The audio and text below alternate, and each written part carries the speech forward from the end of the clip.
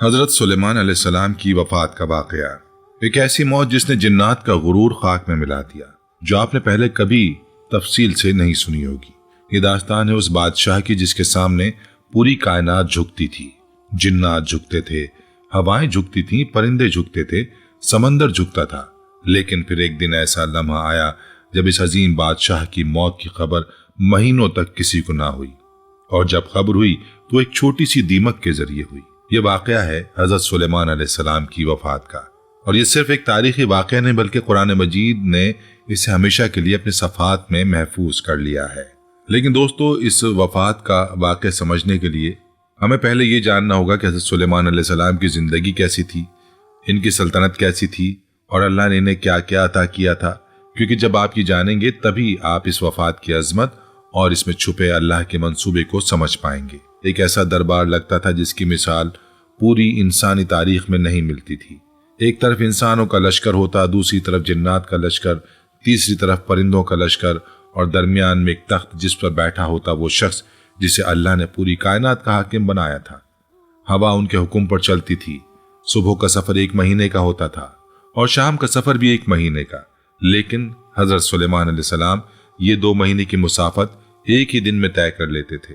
جنات ان کی خدمت میں حاضر رہتے، کوئی گہرے سمندر میں غوطہ لگاتا اور موتی نکال لاتا، کوئی پہاڑ کو تراش کر محل بناتا، کوئی ایسی بڑی بڑی دیگیں بناتا جن میں پورے لشکر کا کھانا پکتا۔ پرندوں کا ایک بہت بڑا لشکر ہر وقت آپ کے سر پر سایہ کیے رہتا۔ یہ وہ نبی تھے جن کی دعا اللہ نے قبول فرمائی تھی۔ انہوں نے اللہ سے مانگا تھا، اے میرے رب، مجھے ایسی سلطنت عطا فرما جو میرے بعد کسی کو نہ ملے، اور اللہ نے یہ دعا قبول فرمائی۔ قرآن مجید میں اللہ نے خود گواہی دی ہے کہ ایسی سلطنت نہ پہلے کسی کو ملی نہ آگے کسی کو ملے گی۔ دوستو، اب ایک بہت دلچسپ واقعہ سنیں جو حضرت سلیمان علیہ السلام کی زندگی کا ایک یادگار لمحہ ہے۔ ایک دن آپ کے دربار میں ہدہد پرندے کی غیر حاضری نظر آئی۔ جب سورج کی ایک کرن آپ کے چہرے پر آ پڑی تو آپ نے سر اٹھا کر اوپر دیکھا اور پرندوں کی صف میں ایک خالی جگہ نظر آئی، وہ جگہ جہاں ہدہد بیٹھا کرتا تھا۔ آپ نے فوری طور پر پرندوں کے نگراں عقاب کو بلایا اور پوچھا کہ ہدہد کہاں ہے؟ عقاب نے ادب سے عرض کیا، اے اللہ کے نبی، مجھے اس کے بارے میں کوئی علم نہیں، میں نے اسے کہیں نہیں بھیجا۔ حضرت سلیمان علیہ السلام کو غصہ آیا اور فرمایا کہ اگر یہ بغیر اجازت گیا ہے تو میں اسے سخت سزا دوں گا یا ذبح کر دوں گا۔ ہاں، اگر وہ کوئی بڑی خبر لے کر آیا ہے تو معاف کیا جا سکتا ہے۔ عقاب فوری طور پر ہدہد کی تلاش میں اڑا اور بہت بلندی پر جا کر چاروں طرف نظر دوڑانے لگا۔ اچانک اسے یمن کی طرف سے ایک چھوٹا سا پرندہ اڑتا ہوا نظر آیا۔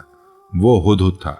عقاب تیزی سے اس کی طرف جھپٹتا تاکہ اسے سزا دے، لیکن ہدہد نے خوفزدہ ہو کر دعائیں دی، اے عقاب، تجھے اس خدا کی قسم جس نے تجھے طاقت دی، مجھ پر رحم کر اور مجھے حضرت سلیمان علیہ السلام کے پاس لے چل۔ عقاب نے کہا، تجھے معلوم ہے کہ اللہ کے نبی تم سے ناراض ہیں؟ ہدہد نے کانپتے ہوئے پوچھا، کیا انہوں نے معافی کی کوئی گنجائش چھوڑی ہے؟ عقاب نے کہا، ہاں، اگر تم اپنی صفائی میں کوئی مضبوط دلیل پیش کر سکے۔ یہ سن کر ہدہد کی جان میں جان آئی اور اس نے کہا، انشاءاللہ میں بچ جاؤں گا۔ جب دونوں دربار میں پہنچے تو ہدہد نے کمال عاجزی دکھائی۔ اس نے اپنی دم اور پر زمین پر گرا دیے اور گھسیٹتا ہوا حضرت سلیمان کے قریب گیا۔ آپ نے جلال میں اس کا سر پکڑ کر اپنی طرف کھینچا اور پوچھا، بتاؤ تم کہاں تھے؟ اس وقت ہدہد نے ایک ایسی بات کہی جس نے حضرت سلیمان علیہ السلام کے دل کو ہلا کر رکھ دیا۔ اس نے کہا، اے اللہ کے نبی، پہلے میری بات سن لیجئے۔ یہ سنتے ہی حضرت سلیمان علیہ السلام کا بدن کانپ اٹھا، آنکھوں میں آنسو آ کر غصہ ٹھنڈا ہو گیا۔ آپ نے اسے معاف کر دیا اور پوچھا، اچھا بتا تم کیا خبر لائے ہو؟ ہدہد نے بتانا شروع کیا، اے اللہ کے نبی، میں شہر سبا سے ایک یقینی اور سچی خبر لایا ہوں۔ وہاں میں نے ایک ایسی عورت کو دیکھا جو ایک عظیم سلطنت کی ملکہ ہے۔ اسے اللہ نے ہر نعمت سے نوازا ہے اور اس کے پاس ایک بہت بڑا اور شاندار تخت ہے۔ لیکن پھر ہدہد نے وہ بات کہی جس نے پوری فضا کو سنجیدہ کر دیا۔ اس نے بتایا کہ وہ ملکہ اور اس کی پوری قوم اللہ کو چھوڑ کر سورج کی پوجا کرتے ہیں۔ شیطان نے ان کے برے کاموں کو ان کی نظر میں اچھا بنا دیا ہے اور وہ حق کے راستے سے بھٹک چکے ہیں۔ حضرت سلیمان علیہ السلام نے فرمایا، ہم ابھی دیکھ لیتے ہیں کہ تم سچ کہہ رہے ہو یا جھوٹ۔ انہوں نے خط لکھا جس کی شروعات بسم اللہ الرحمن الرحیم سے ہوئی، اور اس میں لکھا تھا کہ مجھ سے سرکشی نہ کرو اور فرما بردار بن کر میرے پاس چلے آؤ۔ یہ خط ہدہد کی چونچ میں دے کر کہا کہ جاؤ اور اسے ملکہ کے پاس گرا دو، پھر چھپ کر دیکھو کہ وہ کیا رد عمل دیتی ہے۔ ہدہد وہ خط لے کر شہر سبا پہنچا۔ وہاں پہنچ کر اس نے دیکھا کہ ملکہ اپنے محل کے بند کمرے میں سو رہی ہے۔ ہدہد کسی طرح روشندان کے ذریعے اندر داخل ہوا اور وہ خط ملکہ کے سینے پر رکھ دیا۔ جب ملکہ کی آنکھ کھلی اور اس نے وہ خط دیکھا تو دنگ رہ گئی۔ محل کے تمام دروازے بند تھے، پھر یہ خط کیسے اندر آ گیا؟ اسے یقین ہو گیا یہ کوئی معمولی بات نہیں۔ ملکہ بلقیس، جن کا اصل نام بلمہ تھا اور جو یمن کے بادشاہ شراحیل کی بیٹی تھی، ایک نہایت دانا اور دور اندیش عورت تھی۔ اس نے فوری طور پر اپنے وزیروں اور لشکروں کے سرداروں کو جمع کیا اور کہا کہ میری طرف ایک نہایت معزز خط بھیجا گیا ہے جو سلیمان نبی کی طرف سے ہے۔ سرداروں کو اپنی طاقت پر بڑا غرور تھا۔ انہوں نے جوش میں آ کر کہا، ملکہ، ہم بڑے بے پناہ طاقت والے اور جنگجو لوگ ہیں، آپ حکم دیں تو ہم لڑنے کو تیار ہیں۔ لیکن ملکہ بلقیس نے ایک تاریخی جملہ کہا، جب بادشاہ کسی ملک میں فاتح بن کر داخل ہوتے ہیں تو وہ شہروں کو برباد کر دیتے ہیں اور وہاں کی عزت دار لوگوں کو ذلیل کر دیتے ہیں۔ انہوں نے فیصلہ کیا کہ پہلے حضرت سلیمان علیہ السلام کو آزماؤ کہ یہ صرف ایک دنیاوی بادشاہ ہے یا اللہ کے نبی۔ ملکہ نے سوچا اگر یہ صرف بادشاہ ہوئے تو قیمتی تحائف دے کر خوش ہو جائیں گے، اور اگر نبی ہوئے تو دنیاوی مال و دولت سے متاثر کرنا ممکن نہیں ہوگا۔ چنانچہ ملکہ نے ایک عجیب امتحان تیار کیا۔ 500 سونے کی اینٹیں، بیش قیمت جواہرات، مشک و عنبر اور بہترین گھوڑوں کے ساتھ ایک وفد روانہ کیا۔ اس وقت میں لڑکوں اور لڑکیوں کو ایک جیسے لباس پہنا کر بھیجا تاکہ ان کی شناخت مشکل ہو، اور ایک صندوق میں 2 موتی رکھے، ایک بالکل صاف اور دوسرا جس میں ٹیڑھا میڑھا سوراخ تھا، اور پیغام بھیجا کہ اگر آپ باقی نبی ہیں تو صندوق کھولے بغیر بتائیے کہ اس میں کیا ہے، اور ان موتیوں میں بغیر آگ اور لوہے کے سوراخ کر کے دکھائیے۔ ادھر حضرت سلیمان علیہ السلام کو اللہ تعالیٰ کی طرف سے پہلے ہی سب خبر ہو چکی تھی۔ آپ نے جنات کو حکم دیا کہ آنے والے وقت کے استقبال کے لیے میلوں لمبی ایسی سڑک تیار کی جائے جو سونے اور چاندی کی اینٹوں سے بنی ہو۔ جب وہ ملکہ کا سفیر منذر وہاں پہنچا تو اس کی آنکھیں کھلی کی کھلی رہ گئیں۔ وہ جن سونے کی اینٹوں کو اعلیٰ تحفہ سمجھ کر لایا تھا، یہاں تو ان سے راستہ بنا ہوا تھا اور جانور ان پر چل رہے تھے۔ منذر اتنا متاثر ہوا کہ اس نے اپنے لائے ہوئے تحائف اسی راستے کی خالی جگہ میں لگا دیے کہ کہیں لوگ اسے چور نہ سمجھ لیں۔ جب وفد دربار میں پہنچا تو حضرت سلیمان علیہ السلام نے مسکراتے ہوئے استقبال کیا۔ منذر نے بھی صندوق پیش ہی کیا تھا کہ آپ نے پہلے ہی بتا دیا کہ اس کے اندر کیا ہے۔ پھر بچوں کے بارے میں آپ نے فوری طور پر بتا دیا کہ لشکر میں کون لڑکا ہے کون لڑکی۔ رہا موتیوں کا سوال تو آپ نے ایک چھوٹے سے کیڑے دیمک کو حکم دیا جس نے پل بھر میں موتی میں سیدھا سوراخ کر دیا، اور ایک چونٹی نے اپنے منہ میں دھاگا لے کر ٹیڑھے سوراخ والے موتی میں دھاگا پرو دیا۔ حضرت سلیمان علیہ السلام نے ملکہ کے تمام تحائف یہ کہہ کر واپس کر دیے کہ اللہ نے مجھے جو کچھ دیا ہے وہ تمہارے ان تحائف سے کہیں بہتر ہے۔ جاؤ اور بلقیس سے کہہ دو کہ یا تو وہ اطاعت قبول کرے ورنہ میں ایسا لشکر لے کر آؤں گا جس کا تم مقابلہ نہیں کر سکو گے۔ جب سفیر نے واپس جا کر ملکہ کو یہ سب بتایا تو بلقیس کو یقین ہو گیا کہ سلیمان کوئی عام بادشاہ نہیں بلکہ اللہ کے نبی ہیں۔ اس نے فوری طور پر حاضر ہونے کا فیصلہ کیا۔ روانگی سے پہلے اس نے اپنے عظیم الشان تخت کو 7 لوہے کے کمروں میں بند کر دیا، مضبوط تالے لگائے اور 1000 فوجیوں کا پہرا بٹھا دیا۔ اسے کیا معلوم تھا کہ سلیمان کے دربار میں تو ایسے لوگ موجود ہیں جن کے لیے تالے اور دیواریں کوئی معنی نہیں رکھتی۔ جب ملکہ کا قافلہ قریب پہنچ رہا تھا تو حضرت سلیمان علیہ السلام نے اپنے درباریوں سے پوچھا کہ تم میں کون ہے جو بلقیس کے پہنچنے سے پہلے اس کا تخت یہاں لے آئے؟ ایک طاقتور جن نے کہا، میں آپ کے دربار کے برخاست ہونے سے پہلے لے آؤں گا، لیکن آپ نے فرمایا مجھے اس سے بھی جلدی چاہیے۔ تب آصف بن برخیہ کھڑے ہوئے جن کے پاس کتاب کا علم اور اسم اعظم تھا۔ انہوں نے کہا، اے اللہ کے نبی، میں آپ کی پلک جھپکنے سے پہلے وہ تخت یہاں لا کر حاضر کروں گا۔ ابھی حضرت سلیمان علیہ السلام نے آنکھ جھپکی ہی تھی کہ وہ عظیم الشان تخت جو میلوں دور 7 تالوں میں بند تھا دربار میں موجود تھا۔ یہ دیکھ کر آپ پکار اٹھے، ھذا من فضل ربی، یہ میرے رب کا فضل ہے۔ ملکہ بلقیس جب پہنچی تو حضرت سلیمان علیہ السلام نے جنات کو ایک اور حکم دیا تھا جس کی مثال انسانی تاریخ میں نہیں ملتی۔ آپ نے ایک ایسا محل تیار کروایا تھا جو پورے کا پورا شیشے سے بنا ہوا تھا۔ اس محل کے صحن میں فرش کے نیچے پانی بہتا تھا جس میں مچھلیاں تیر رہی تھیں، لیکن اوپر صاف شفاف شیشہ لگا تھا۔ دیکھنے والے کو لگا کہ وہ پانی پر چل رہا ہے۔ جب ملکہ بلقیس اس عالی شان محل میں داخل ہوئیں تو دنگ رہ گئیں۔ جیسے ہی وہ صحن میں پہنچیں انہیں لگا کہ سامنے گہرا پانی ہے جس میں موجیں اٹھ رہی ہیں۔ انہوں نے گیلے ہونے کے ڈر سے اپنے کپڑے تھوڑے سے اوپر کر لیے۔ تب حضرت سلیمان علیہ السلام نے مسکراتے ہوئے فرمایا، اے بلقیس گھبراؤ نہیں، یہ پانی نہیں بلکہ صاف شفاف شیشہ ہے۔ یہ سنتے ہی ملکہ کی عقل دنگ رہ گئی۔ پھر جب انہوں نے وہاں اپنا تخت دیکھا جو وہ میلوں دور 7 تالوں میں بند کر کے آئی تھیں تو حضرت سلیمان علیہ السلام سے پوچھا، کیا تمہارا تخت بھی ایسا ہی ہے؟ ملکہ نے حیرت سے کہا یہ تو بالکل وہی لگتا ہے۔ اس لمحے ملکہ بلقیس کو یقین ہو گیا کہ یہ سب طاقت کسی عام انسان کی نہیں۔ انہوں نے اپنی زندگی بھر کی سورج پرستی سے توبہ کی اور پکار اٹھی، اے میرے رب، میں نے غیر اللہ کی پوجا کر کے اپنے نفس پر ظلم کیا اور اب میں سلیمان کے ساتھ اللہ رب العالمین پر ایمان لاتی ہوں۔ دوستو، یہ پوری داستان اس لیے سنائی کہ آپ کو اندازہ ہو کہ حضرت سلیمان علیہ السلام کی زندگی کتنی واقعات سے بھری ہوئی ہے، جن کے دربار میں ملکائیں حاضر ہوتی تھیں، جن کے اشارے پر تخت منتقل ہوتے تھے، جن کے حکم پر جنات سمندر کی گہرائیوں میں اترتے تھے، اور پھر اس عظیم بادشاہ کی زندگی میں ایک ایسا لمحہ بھی آیا جو ہمیں یاد دلاتا ہے کہ اللہ اپنے پیاروں کو بھی کبھی کبھی تنبیہ کرتا ہے۔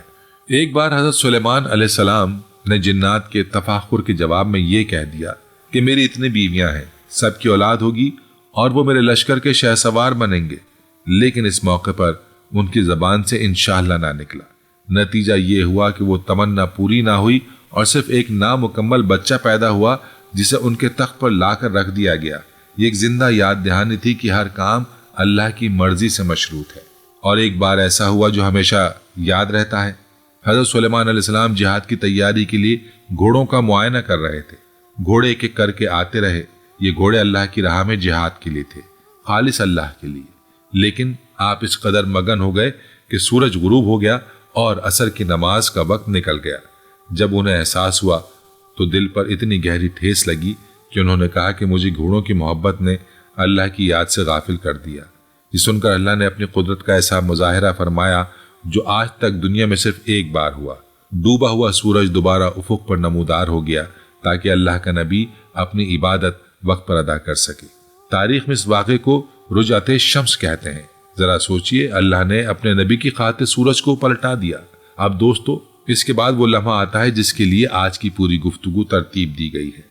حضرت سلیمان علیہ السلام اپنے سلطنت کے عروج پر تھے۔ بیت المقدس کی تعمیر جاری تھی، وزیم مشان عبادت گاہ جو مسلمانوں کا قبلہ اول ہے۔ جنات دن رات کام میں مگن تھے۔ کوئی بڑے بڑے پتھر تراش رہا تھا، کوئی اونچی اونچی دیواریں اٹھا رہا تھا، کوئی محرابیں بنا رہا تھا، کوئی بڑے بڑے حوض تیار کر رہا تھا، کوئی طویل ستون کھڑے کر رہا تھا۔ ہر طرف بھاری بھرکم کام جاری تھا، اور جنات کے دل میں ایک ہی خیال تھا کہ نبی خدا ہمیں دیکھ رہے ہیں، کام میں کوتاہی نہیں کرنی۔ ان دنوں حضرت سلیمان علیہ السلام کا معمول تھا کہ وہ اپنے محراب عبادت میں جاتے، اپنی لاٹھی پر ٹیک لگاتے اور اللہ کی عبادت میں مشغول ہو جاتے۔ ان کا وہ محراب ان کے محل کے خاص حصے میں تھا، ایک ایسی جگہ جہاں وہ دنیا کے شور سے دور ہو کر اپنے رب سے ہم کلام ہوتے تھے۔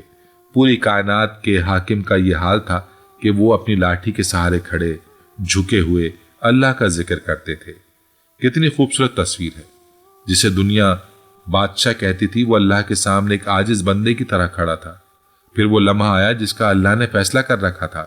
حضرت سلیمان علیہ السلام اپنی لاٹھی پر ٹیک لگائے اللہ کی عبادت میں مشغول تھے کہ اللہ نے ان کی روح قبض فرما لی، لیکن جسم اپنی جگہ رہا، لاٹھی پر ٹکا ہوا۔ اسی عاجزی والی حالت میں روح اللہ کے پاس چلی گئی، لیکن ظاہری منظر وہی رہا جو ہمیشہ رہتا تھا۔ باہر سے دیکھنے والے کو لگتا تھا کہ نبی خدا اپنے معمول کی عبادت میں ہے۔ جنات کو کیا پتا تھا، وہ اپنے کاموں میں مگن رہے۔ کوئی پتھر تراش رہا تھا، کوئی دیوار اٹھا رہا تھا، کوئی عمارت بنا رہا تھا۔ سب کے دل میں یہی خوف تھا کہ نبی خدا ہمیں دیکھ رہے ہیں، کام میں کمی نہیں آنی چاہیے۔ ایک دن گزرا، 2 دن گزرے، ہفتہ گزرا، مہینہ گزرا، اور جنات بدستور اپنے کاموں میں مشغول رہے۔ انہوں نے ایک لمحے کے لیے بھی شک نہیں کیا، کیونکہ وہ ہر وقت یہ دعوے کرتے تھے کہ ہم غیب جانتے ہیں۔ وہ جنات جو آسمانوں کی خبریں لانے کا دعویٰ کرتے تھے، وہ اپنے سامنے ہونے والے واقعے سے یکسر بے خبر تھے۔ ادھر بیت المقدس کی تعمیر مکمل ہوتی جا رہی تھی۔ اللہ نے چاہا کہ جب تک یہ عظیم گھر مکمل نہ ہو جائے یہ راز پوشیدہ رہے۔ اللہ کی حکمت دیکھیے، اللہ نے جنات کے غرور کو توڑنے کے لیے بھی ایک مناسب وقت چنا۔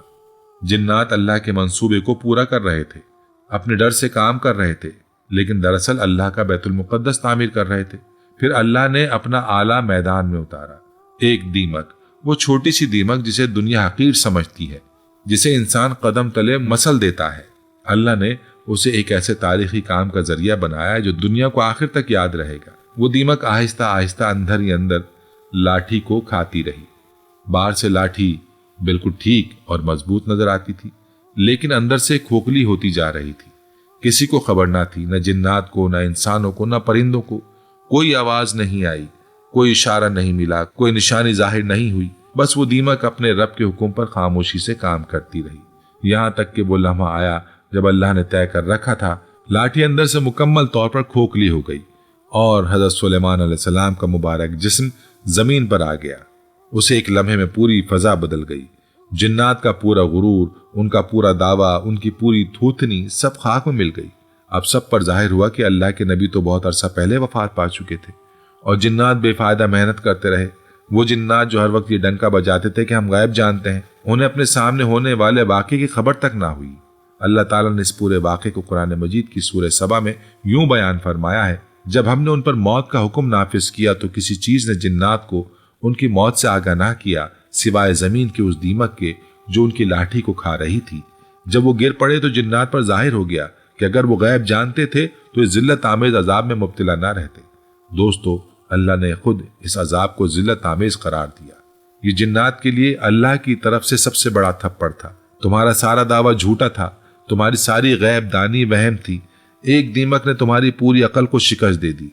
अब दोस्तों आगे चलते हैं और देखते हैं कि उस अजीम सल्तनत के जाने के बाद क्या हुआ, क्योंकि अल्लाह ने इस कहानी को यहीं खत्म नहीं किया। हज़रत सुलेमान अलैहिस्सलाम की वफात के बाद शहर सबा, जो कभी दुनिया की सबसे खुशहाल जगहों में से एक था, आहिस्ता आहिस्ता गफलत का शिकार होने लगा। मलिका बिल्किस के बाद की नस्लों ने अल्लाह की नेमतों को भुला दिया। अल्लाह ने उन्हें क्या क्या दिया था। उनके शहर के दाएं बाएं बागात ही बागात थे, सब्ज लहलहा थे, फलों से लदे थे। आब हवा ऐसी खुशगवार थी कि लोग रास्ते में चलते चलते फल तोड़कर खा सकते थे और फल कभी खराब नहीं होता था। एक मजबूत बंदे मारिब उनकी ज़रात को संभालता था, जिसे उन्होंने अपनी मेहनत से बनाया था, जो उनकी खुशहाली का सबसे बड़ा जरिया था। अल्लाह ने उन्हें हर नेमत दी थी और कहा था कि अपने रब का दिया हुआ रिस्क खाओ और उसका शुक्र अदा करो। पाकीज़ा शहर और बख्शने वाला रब। लेकिन उन्होंने नाशुक्री की। अल्लाह ने उनके पास नबी भेजे, उन्हें याद दिलाया, उन्हें रास्ता दिखाया, लेकिन उन्होंने नहीं माना। आखिरकार अल्लाह का अजाब आया और वो भी ऐसे तरीके से जो शहर सबा के लोगों ने सोचा भी नहीं था। जैसे हजरत सुलेमान अलैहिस्सलाम की लाठी को दीमक ने अंदर से खाया था, वैसे ही बंदे मारिब को चूहों ने अंदर से खोद दिया। चूहे आहिस्ता आहिस्ता बंद की बुनियादों को खोदते रहे और एक रात वो मजबूत बंद, जिसने सदियों से पानी को रोक रखा था, टूट गया। पानी का रेला आया, उनकी तमाम आलिशान बागात को गरक कर दिया और जरखेज जमीन जो सदियों से लहलहाती थी, एक ही रात में तबाह हो गई। वो कौम जो दुनिया की सबसे खुशहाल कौम थी, टुकड़ों में बिखर गई और इधर उधर मुंतशिर हो गई। दोस्तों, अल्लाह का ये अंदाज देखिए। दीमक से लाठी तोड़ी, चूहों से बंद तोड़ा। अल्लाह को किसी बड़ी फौज की जरूरत नहीं, किसी बड़े हथियार की जरूरत नहीं। एक छोटा सा कीड़ा, एक छोटा सा जानवर काफी है। अबाबिल की नन्ही चिड़ियों ने अबराहा के हाथियों वाले लश्कर को तबाह कर दिया था। वो अबराहा जो खाने काबा को मिस्मार करने का इरादा करके आया था, जिसके हाथियों के आगे कोई नहीं ठहर सकता था, उसे नन्ही चिड़ियों ने तबाह कर दिया। नमरूद जिसने कहा था कि मैं भी जिंदा करता हूं और मौत देता हूं, एक मच्छर उसके दिमाग में दाखिल हो गया और उसे बेबस कर दिया। फिरौन जिसने पूरी कौम को गुलाम बना रखा था, जिसकी फौज दुनिया की सबसे ताकतवर फौज थी, समंदर की लहरों में गर्क हो गया।